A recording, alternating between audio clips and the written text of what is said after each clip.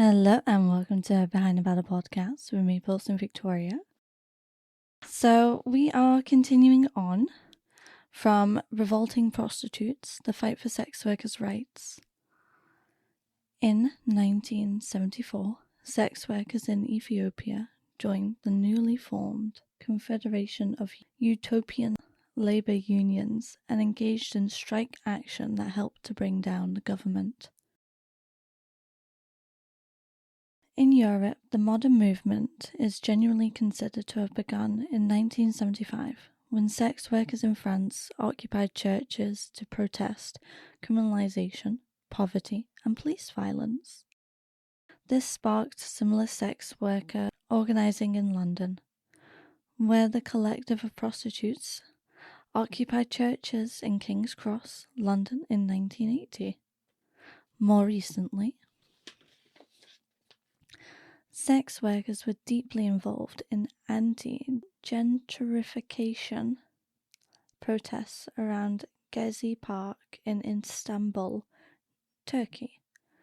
In the UK, the 1970s and 1980s sex workers' rights movement was deeply entwined with the Wages for Housework campaign. Marxist feminists named the value of women's unpaid, productive, and domestic labor and demanded a radical reorganization of society to value women's work. Around that time, the feminist group Wages Due Lesbians linked domestic work, sex work, and the work of heterosexuality in a solidarity statement against a 1977 vice crackdown. Quote, "Wherever women succeed in winning some of the wages due us, it is a strength to all of us and proof that women's services cannot be taken for granted." End quote. Throughout the 1980s, the sex workers' rights movement became increasingly international. The first and second Hawes Congresses took place in Amsterdam and Brussels, and new sex worker-led groups began emerging from Australia, Thailand, Brazil, South Africa, and Uruguay, among other places. In 1997, 4,000 sex workers made history with the first National Conference of Sex Workers in India, organized by the Durbar Mahila Samanvaya Committee, DMSC for short. At a follow-up event in 2001, their number rose to 25,000 who came to Kolkata to make their demands known, with signs proclaiming, quote, "We want bread, we also want roses," end quote. In Bolivia, in the mid-2000s, 35 sex workers from across the country participated in a huge series of collective actions against police violence and the closure of workplaces.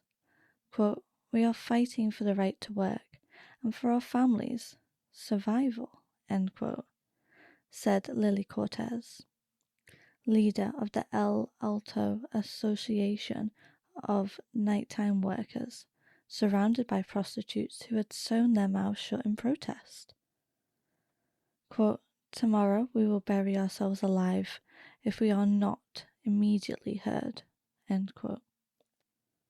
She went on strike by refusing to go for a mandatory sexually transmitted disease testing, quote, "until we can work free from harassment," end quote. Others blockaded traffic or went on hunger strikes. Quote, "We are Bolivia's unloved," end quote, said Yurli Perez from the Sex Workers Union National Organization from the Emancipated of Women in a State of Prostitution. Quote, "We are hated by a society that uses us regularly and ignored by institutions obligated to protect us. We will fight tooth and nail for the rights we deserve," end quote. Quote, all hell broke loose between the prostitute and the movement, end quote. Despite their precocious feminism, prostitutes' relationship with the wider feminist movement has always been fraught. In the middle 19th century, as middle-class women emerged into the public sphere of the professionals, a new kind of role was invented, which married the ideal values and attributes of middle-class femininity to paid employment. In part, this could be thought as a feminist project, as the alleged moral superiority of these women justified their taking as more public role in society, including working outside the home, the legal right to own property, the vote, and so on. But the creation of professionalized caring roles, such as philanthropic and social work, was about employment that reproduced rather than upset gender roles. These women were reasserting their position in a class hierarchy over working class people, particularly working class women and children, who were targeted as receipts for materialistic and coercive forms of care. This led to the development of what anthropologist Laura Gustin terms the rescue industry, meaning the various systems of social rewards associated with, quote, reforming, end quote, prostitutes, as well as protecting children and rescuing animals. Brackets, this new kind of philanthropic role implicitly bracketed children, animals, and prostitutes together, which gives a sense of how women who sold sex were viewed at the time. End brackets.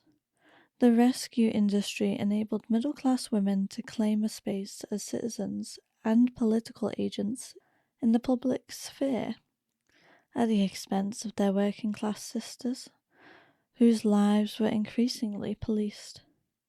In 1877, the National Security for the Prevention of Cruelty to Children, NSPCC, became embroiled in controversy when it prosecuted an upper-class family for child cruelty for the first time.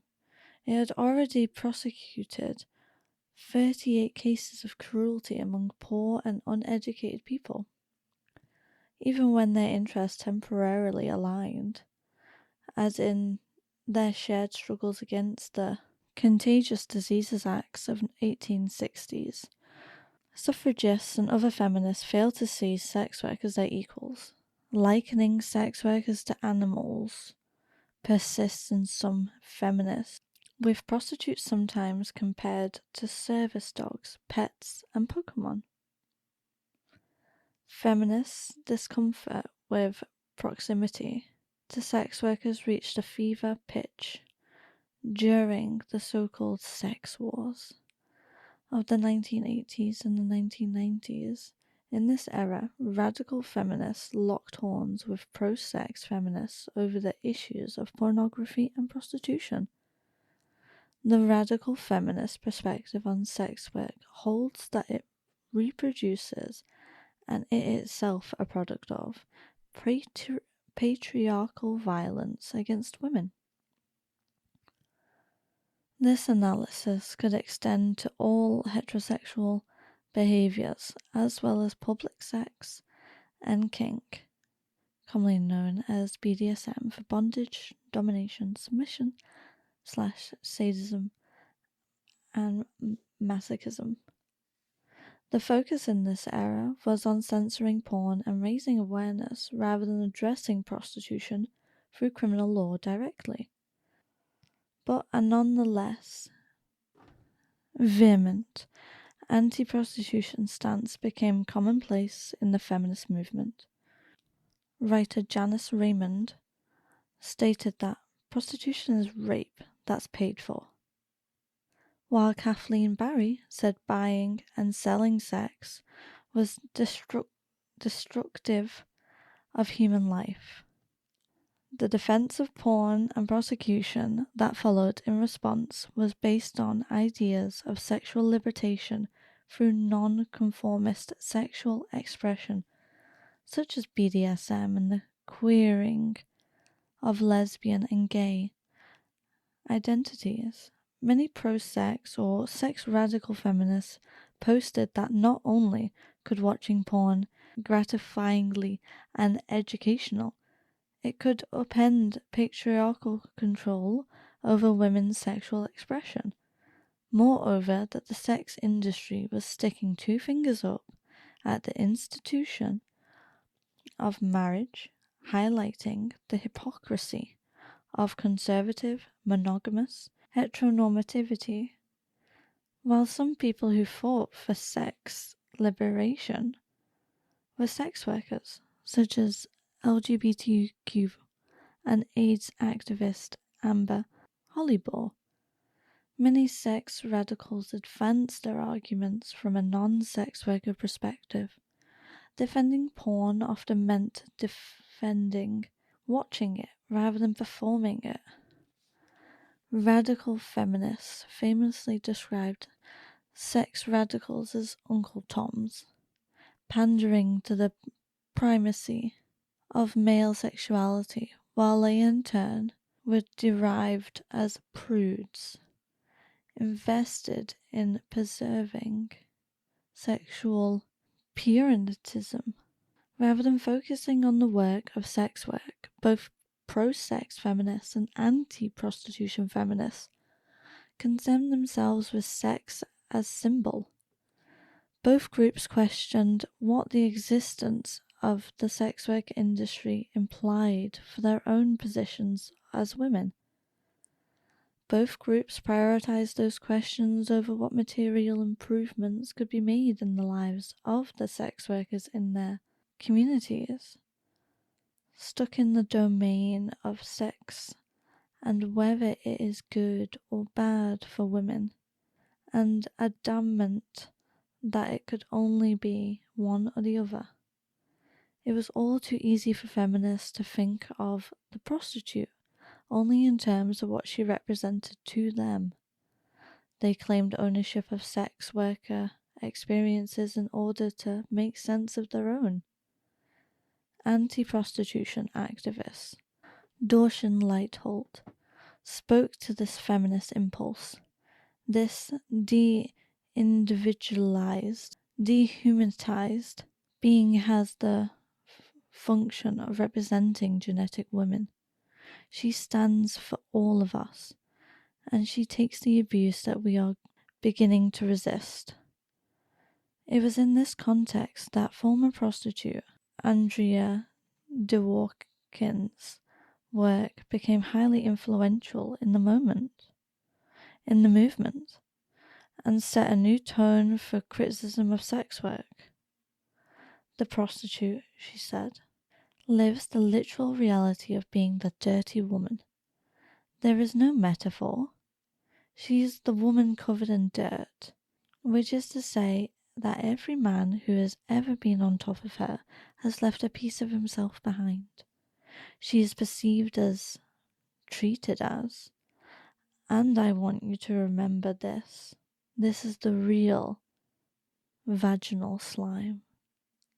Her confrontational writing style and her experiences in sex trade helped to legitimize and normalize similar usage of graphic and misogynistic language in feminist discussions of sex workers and their bodies. Barry, a contemporary of Dworkin, likened prostitutes to blow-up dolls, complete with orifices for penetration and ejaculation, while Leitholt wrote that stranger after stranger uses her body as a seminal spittoon. What other job is so deeply gendered that one's breasts, vagina, and rectum constitute the working equipment? Academics Cecile Højgaard and Liv Finstad wrote of women who sell sex that at the core they experience themselves as only cheap whores. Sex working feminists have long found themselves harshly excluded, and not only by dehumanizing language in academia, but by explicit lack of invitation into spaces. Kate Millett recalls a feminist conference on prostitution held in 1971. Disgruntled working women arrived to demand a seat at the table. An inadvertent masterpiece of tactless precipitance, the title of the day's program was inscribed on leaflets for our behalf. Quote, towards the elimination of prostitution. End quote. The panel of experts, including everyone but prostitutes. All hell broke loose between the prostitute and the movement, because against all likelihood, prostitutes did in fact attend the conference. They had a great deal to say about the presumption of straight women who fancied they could debate, decide, or even discuss what their situation, and not ours. Unlike the hostile environment of radical feminism, sex radicals were welcoming and supportive to sex workers. This influence helped shape the movement's growth. In 1974, Coyote hosted the first National Hookers Convention. The bright orange flyer nodded to the way prostitutes had been shunned from the women's movement, dazzled with a hand-touching a vulva. It proclaimed, our convention is different. We want everyone to come. In the following decades, advocates from Amber Hollybaugh and Annie Sprinkle to Kathleen Hanna and Amber Rose have linked sexuality to sex worker issues. Many sex workers have worked in the HIV/AIDS and LGBTQ movements and been involved with Riot Girl, Slutwalk, consent awareness, sex education, and non-monogamy. However, as we explore in depth in Chapter 2, sex positivity can be a counterproductive point from which to start a conversation above the actual conditions of the sex work industry. Working class sex workers and sex workers of colour have long criticised the race and class privilege of these politics. Labour rights and safety are not the same as pleasure. And those who do experience sexual gratification at work are likely to be those who already have the most control over their working conditions. As conversations about prostitute have rapidly widened and grown more complex in the age of the internet, sex workers have noted the way that a focus on sex positivity has become a defense response to stigmatizing media representations of prostitutes. Recent years have been a significant shift in the sex worker movement, away from prostitution, quote, happy hooker myths, towards a Marxist feminist labor-centered analysis. Sex workers who are survivors have become more vocal in the movement, citing their experiences of violence and criminalization as a driver for their activism. Anti-prosecution activists, too, are often drawn to feminism through their own histories of surviving violence. They often identify heavily with pro-criminalization survivors of prostitution, also called exited women. Through their harrowing testimonies of violence and firm stance on the punishment of men who buy sex, excited women come to be regarded as the ultimate symbol of female woundedness, with the criminalization of clients as feminist justice. This sense of ownership that many feminists have over prostitution sparks debates about who is entitled to speak as a sex worker or on our behalf. It is common for anti-prostitution feminists commentators to claim that sex worker activists are paid shills, illegitimate fronts for exploitative bosses, pejoratively nicknamed the pimp lobby. When sex workers held a protest in the French Senate in 2009, one politician deemed them pimps dressed as prostitutes. In 2016, the Irish anti-prostitution organisation Ruahama accidentally forwarded internal emails to a student journalist. In them, Ruahama's chief executive muses that should the young journalist produce a critical article, Ruahama can discuss it as pimp thinking. Ruahama, caught out in writing, had to apologize. When Amnesty International announced their intention to support sex workers in their policy, anti-prostitution feminist campaigners flooded social media with the hashtag #NoAmnesty4Pimps. They photoshopped the iconic Amnesty logo, replacing the candle with an ejaculating penis above the slogans "Protect the male orgasm" and "Protect male entitlement as a prostituted class." The way that sex workers' rights is merged with the interests of men in the feminist imagination makes it easy for non-prostitute women to turn away from us. As anti-prostitution campaigner Finn McKay wrote, "It is time to choose which side we were on, because the multi-billion-dollar sex industry is doing fine, and well, it does not need our support. It certainly does not need our protection." End quote. Today, the anti-prosecution agenda focuses on eradicating sex work through harsher penalties for clients. Despite the fact that their movement is almost exclusively comprised of those who previously sold sex and those who have never sold sex, modern-day anti-prosecution campaigning works to eliminate the means for